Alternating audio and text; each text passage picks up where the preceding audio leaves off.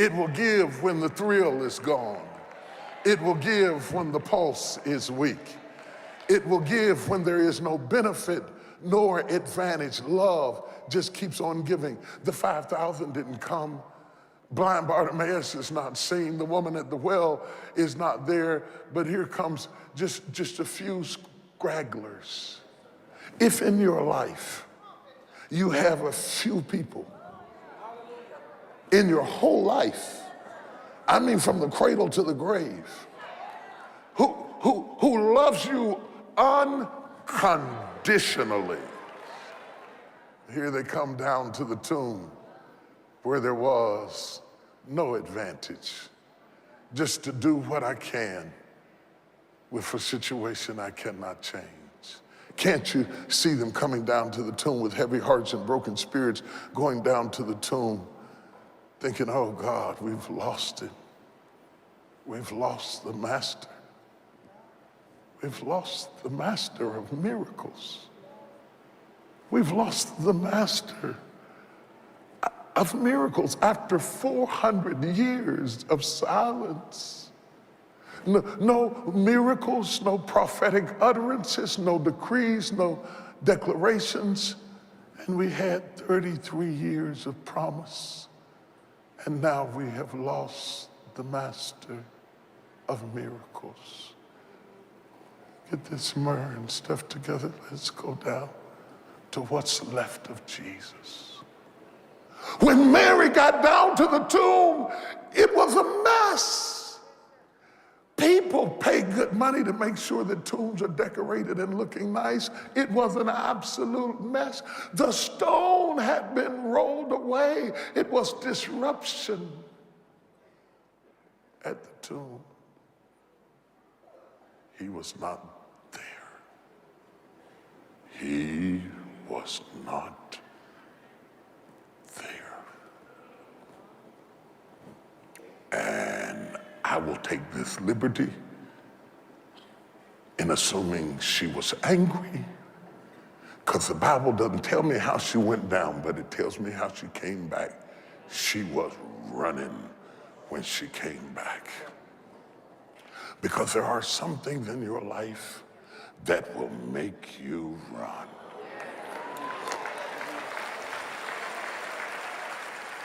There are certain things that will happen in your life that make you pick up the pace, that slap you out of your stupor and say, this ain't no time to cry.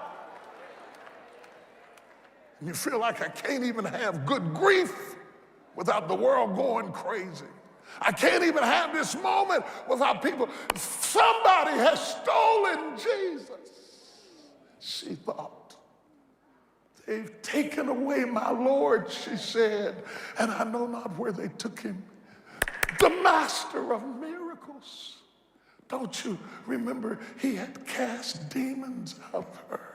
He changed my life, and they've taken away my master.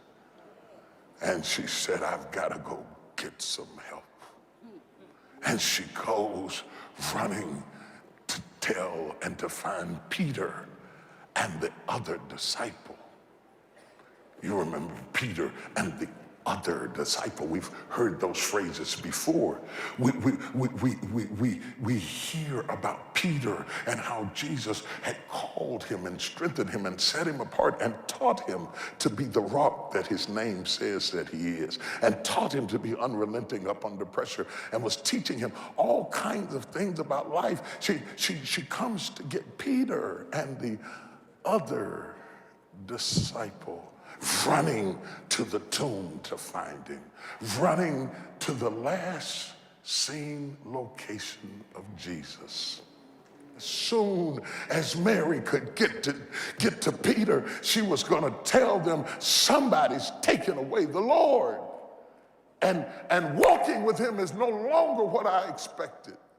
As grieved as I am by him passing away, I'm more upset by him not being there, because now life has handed me something that I didn't expect. I'm wondering this morning if there's anybody here that life has handed you something that you didn't expect.